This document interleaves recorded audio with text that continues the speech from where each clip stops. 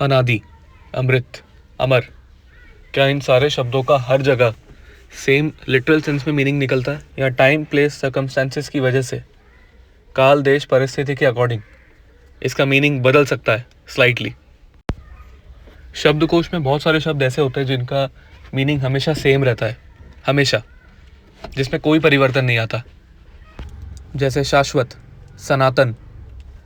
ऐसे शब्दों का लिटरल सेंस में मीनिंग होता है बिगिनिंगलेस और एंडलेसनेस, यानी जिसकी ना कोई कभी शुरुआत हुई हो ना ही कभी कोई अंत हो। मगर क्या ही ये डेफिनेशन अनादि में फिट होती है? या अमृत के केस में, अमृत में, तो इसको दोनों एग्जाम्पल से समझेंगे। पहले हम अमृत का एग्जाम्पल लेंगे क्योंकि ये चीज़ वाइडली एक्सेप्टेड है और सब इजीली समझ पाएंगे यहाँ पे। फिर मैं आचार्यों का प्रमाण भी दूंगा। जब भी ये कंट्रोवर्सी उठती है कि क्या जीव का पतन हुआ है वैकुंठ से या वो हमेशा से यही है, तो यहाँ पे हमेशा के लिए एक शब्द आता है अनादि, अनादिकाल, अनादिर बहिर्मुख, अनादि अनादि अनादि, बार बार ये शब्द आता है। तो यहाँ पे अनादि से अर्थ लोग ले लेते हैं कि हमेशा से यही है, मगर अनादि का अर्थ यहाँ नहीं है। ये कॉमन सेंस भी है और ये आचार्यों का प्रमाण भी दूंगा मैं आगे। और अनादि का यहाँ पे मतलब क्या है एक्चुअली, हमें क्या समझना है इससे, ये भी एक्सप्लेन करूंगा। उसके पहले हम अपना एग्जाम्पल लेते हैं अमृत का। अब अमृत का अर्थ क्या निकलता है? अमृत, यानी जिसका पान करके, जिसका सेवन करके कोई भी मृत्यु को प्राप्त ना हो।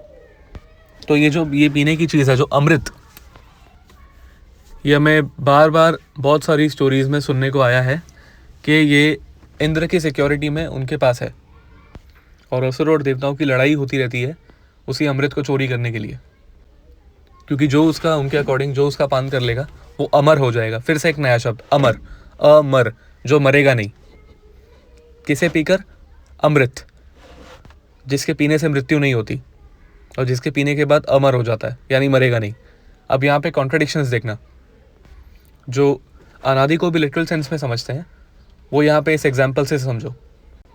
यहाँ सब कोई क्वेश्चन नहीं करता इस चीज़ को लेके और सब एज इट इज़ ले लेते हैं। सब जानते हैं ये चीज़ कि अगर अमृत पी भी लिया अच्छी खासी क्वांटिटी में, ठीक है, अगर पी भी लिया तब भी ऐसा नहीं है कि मृत्यु नहीं होगी, ये सब जानते हैं।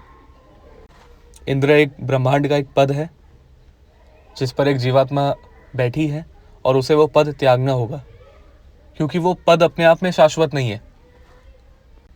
ना इंद्र का पद बिगिनिंगलेस है और ना इसीलिए वो एंडलेस भी होगा। उसका एक बिगिनिंग है, उसका एक एंड है। तो उस पद पर बैठने वाली जीवात्मा किस प्रकार बिगिनिंगलेस और एंडलेस हो सकती है? अमृत एट सम पॉइंट पिया जाता है, तो इसीलिए उसके पीने के बाद भी मरना तो उसे पड़ेगा ही, क्योंकि वो जन्म लिया है उस जीवात्मा ने एट सम पॉइंट, तो इसीलिए उसको मृत्यु को भी प्राप्त होना ही पड़ेगा। तो अमृत का पर्पस क्या निकला? फिर क्या पर्पस निकला अमृत का पीने के बाद भी? तो फिर क्यों कहते हैं, मतलब फिर फायदा ही क्या है अमृत का अगर वो मृत्यु से नहीं बचा पा रहा है? तो यहाँ पे समझने वाली बात यह है कि जिस पर कोई ध्यान नहीं देता कि अमृत का मतलब ये नहीं है कि आपकी मृत्यु नहीं होगी। अमृत का मतलब ये है कि यूजुअल जो आपका टाइम है डेथ का, जो एक इंद्र की या किसी भी देवता की एक नेचुरल साइकिल होनी थी मृत्यु की, जैसे हम मनुष्य के केस में कलयुग में 70-80 साल ले लेते हैं, ये हमारी नेचुरल डेथ का टाइम है। वैसे 100 साल होनी चाहिए मगर अब घट चुकी है, तो हम 80 ईयर्स पकड़ लेते हैं। तो 80 ईयर्स एक नेचुरल टाइम है एक व्यक्ति का मरने के लिए। मगर इमेजिन करके देखो, अगर हम देखते हैं कि कोई व्यक्ति 150+ ईयर्स का हो चुका है, वो अभी तक जीवित है, स्टिल क्या हम उसे अमर बोल देंगे? वो लिटरली ऑलमोस्ट 2x जी चुका है एक एवरेज स्पैन का। वो 150 है, 80 + 80 आप करोगे 160 हो गया, यानी twice of the peak life time. उसने ऑलमोस्ट डबल लाइफ जी ली है, मगर फिर भी हम उसे अमर नहीं कहेंगे, क्योंकि मृत्यु तो उसकी भी हो रही है 160वें साल पे। मगर फिर भी कहने को उसे अमर या क्यों कह दिया? क्योंकि उसने बहुत लंबा पीरियड जिया औरों के बनस्पत। तो यहाँ पे अमृत पीने के बाद ये नहीं हो जाता कि आप मरेंगे नहीं। जो यूजुअल जो टाइम है आपके जीवन का, उससे बहुत अच्छा खासा एक्स्ट्रा टाइम आपको मिल जाता है। मृत्यु फिर भी होगी बाद में। तो इसका मतलब क्या हो गया कि अमृत आपको डेथलेसनेस की अवस्था में लाकर नहीं छोड़ देता। यानी ऐसा कुछ नहीं होगा कि आप मरोगे ही नहीं, बिल्कुल मरेंगे आप, मगर आपका जीवन का पीरियड बहुत लंबा हो जाएगा, बहुत लंबा। और लंबा भी कैसा, वो आपके अकॉर्डिंग। अब इंद्र का टाइम एक मनवंतर है अगर, ठीक है, तो ब्रह्मा जी तो रोज के मनवंतर देखते हैं अपने जीवन में। उनका तो 2 कल्पों का एक दिन है, तो उसमें तो कितने ही मनवंतर आके चले जाते हैं। तो ब्रह्मा जी के लिए फिर भी आप कुछ ज़्यादा मैटर नहीं करते उनके टाइम के अकॉर्डिंग। ऐसे बहुत सारे कीड़े हैं जो रात को पैदा होते हैं और सुबह मर जाते हैं, मगर उनके हिसाब से अगर हम देखें, उनकी दृष्टि से, उनके समाज की दृष्टि से, तो वो बहुत लंबा जिए, बहुत वर्षों तक उन्होंने जीवन बिताया उनके अकॉर्डिंग। अब उनके लिए 24 घंटा बहुत बड़ी बात है, कुछ मच्छरों के लिए बहुत बड़ी बात है। तो उसके लिए अगर कोई 1.5 दिन जिंदा रह जाए उस स्पीशी के समाज में, तो उसे भी वहाँ के उस मच्छर के समाज वाले कहने लग जाएंगे, अरे ये तो अमर है, ये मैं इसको मेरे दादाजी के टाइम से देख रहा हूँ।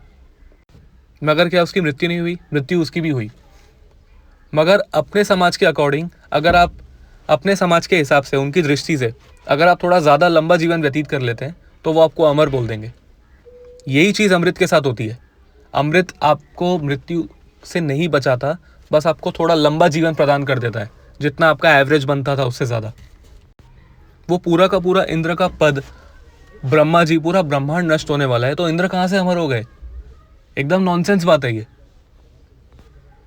ये सब कुछ रिलेटिविटी है। जितना आपका नॉर्मल लाइफ स्पैन था, उससे थोड़ा सा ज़्यादा जीवन मिल गया आपको, और वो आपको लगता है हाँ हाँ बहुत बड़ा हो गया, बहुत बड़ा जीवन हो गया, अमर हो गया, ऐसा हो गया। अब क्योंकि आपको, अगर किसी मनुष्य को मैं बोल दूं कि आज से 10,000 साल तक आपको कोई मारने नहीं वाला, तो वो मनुष्य खुश हो जाएगा, क्योंकि वो जीने वाला था 80 साल, अब उसको मिल गए 10,000, तो वो बिल्कुल खुश हो जाएगा। उसके लिए वो ऑलमोस्ट मतलब मृत्यु पर विजय प्राप्त करने जैसी चीज़ है, क्योंकि उसके पास इतना ज़्यादा टाइम है, इतना ज़्यादा टाइम है कि वो बहुत कुछ देख सकता है। कितनी जनरेशन्स देखेगा वो। उसको अगर आप पूछोगे, बोलेगा मैं अमर हो चुका हूँ, मगर क्या वो हो चुका है? नहीं। 10,000 साल बाद वो भी मृत्यु को प्राप्त हो जाएगा। अमृत यही काम करता है, बस आपके डेथ को थोड़ा अनयूजुअली एक्सटेंड कर देता है। यहाँ पे अमृत का मतलब ये है, और अमर का मतलब ही यही है। अब आते हैं हमारे प्राइम वर्ड पे, जो था अनादि। एक एग्जाम्पल और बचता है ऐसे, मिथ्या। मिथ्या के तो मध्वाचार्यों ने 28 मीनिंग बताए हैं। उसमें से एक मीनिंग मैं आपको बता देता हूँ, जो आदि शंकराचार्य जी ने लिया था। मिथ्या का अर्थ ये है कि जो है ही नहीं, मगर ये गलत है। मिथ्या का एक अर्थ ये भी है कि जो है सत्य है, झूठ नहीं है, मगर बस टेम्पररी है। ऐसा नहीं है कि एग्जिस्ट नहीं कर रहा है, ये संसार एग्जिस्ट नहीं कर रहा, हम फील कर रहे हैं इस चीज़ को, ये एग्जिस्ट कर रहा है, बिल्कुल संसार सत्य है, मगर सिर्फ प्रेजेंट में। फ्यूचर में वो नष्ट होने की संभावना रखता है, इसीलिए वो मिथ्या है। क्योंकि वो शाश्वत नहीं है, इसलिए मिथ्या कह दिया। ऐसा नहीं कि ये प्रेजेंटली सत्य नहीं है, ये बस टेम्पररी है, परमानेंट नहीं है। तो बहुत बार इम्परमानेंट चीज़ों को भी मिथ्या कह देते हैं। ये मिथ्या पर भी अप्लाई होता है। 1-2 एग्जाम्पल ये हो गए। अब हम अनादि पे आते हैं फिर से। सनातन शब्द एकदम प्रिसाइज है, वो लिटरल सेंस में है बिगिनिंगलेसनेस और एंडलेसनेस। सेम गोज फॉर शाश्वत।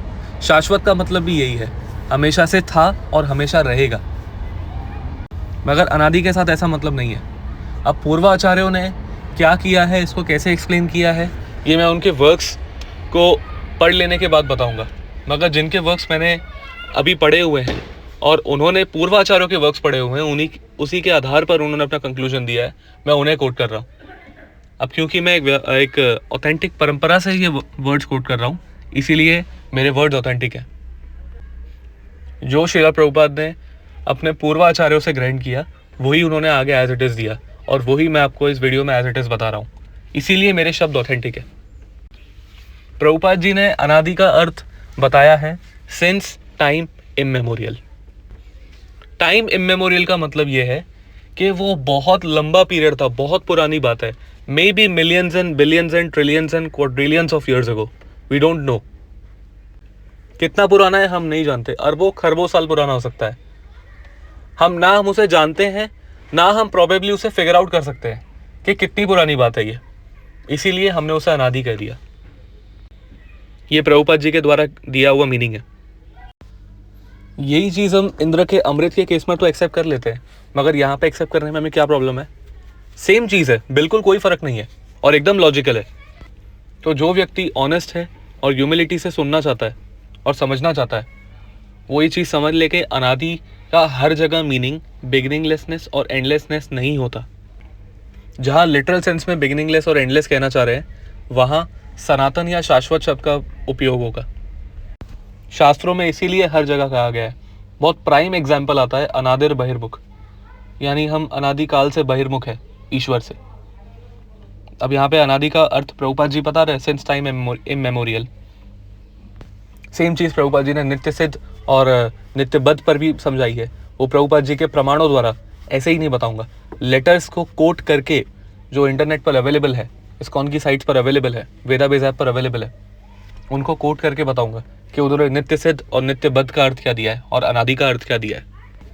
जिन्हें नहीं मानना वो देखिए नहीं मानेंगे, मगर जो ऑनेस्ट है वो इस अमृत, मिथ्या और अनादि, इन तीनों के एग्जाम्पल को कंसिडर करके सोचे एक बार और नोटिस करें कि सनातन शाश्वत कहाँ कहाँ यूज़ किया गया है और अनादि वहाँ यूज़ क्यों नहीं किया गया, और जहाँ अनादि यूज़ किया गया है वहाँ सनातन या शाश्वत क्यों यूज़ नहीं किया गया। मैंने पिछले ही वीडियो में कहा था कि शब्द प्रमाण सुप्रीम है, नो डाउट, मगर आप बिना तर्क के शब्द प्रमाण को नहीं समझ सकते, और वो तर्क देने कौन आता है? आचार्य। अगर इतना ही सिंपल होता शब्द प्रमाण समझना, कोई भी संस्कृत सीख के समझ लेगा। तो आचार्यों का पर्पस ही क्या है? प्रभुपाद जी का, षट गोस्वामियों का पर्पस क्या है? अगर आप संस्कृत से ही सब कुछ ट्रांसलेट करके सीख सकते हैं तो क्यों गुरु की शरणागति, क्यों परंपरा प्राप्त द्वारा आचार्यों से हम सीखे? जरूरत ही क्या है? संस्कृत सीखो काशी वाराणसी जाके और वहां से ट्रांसलेट कर लो, क्या जरूरत? जब आचार्य कुछ कहते हैं तो उन्हें एक्सेप्ट भी करना सीखो। कोई कुछ भी कह ले, कोई भी कैसा भी क्लेम कर ले, अनादि का मतलब हमेशा, मैं फिर से कह रहा हूं, ऐसा नहीं है, हमेशा ये मतलब नहीं निकलेगा कि बिगिनिंगलेस और एंडलेसनेस। बहुत सारी जगह पे ये मतलब भी निकलेगा कि बहुत पुराना टाइम है, मगर हमें नहीं पता कितना पुराना है। और वहाँ प्रभुपाद जी की टाइम इमेमोरियल वाली डेफिनेशन परफेक्ट बैठती है, परफेक्ट। तो ये अनादि वर्ड का डेफिनेशन था एग्जाम्पल के साथ और आचार्य प्रमाण सहित। इस पर चिंतन मनन जरूर करें ऑनेस्टी के साथ। हरे कृष्णा।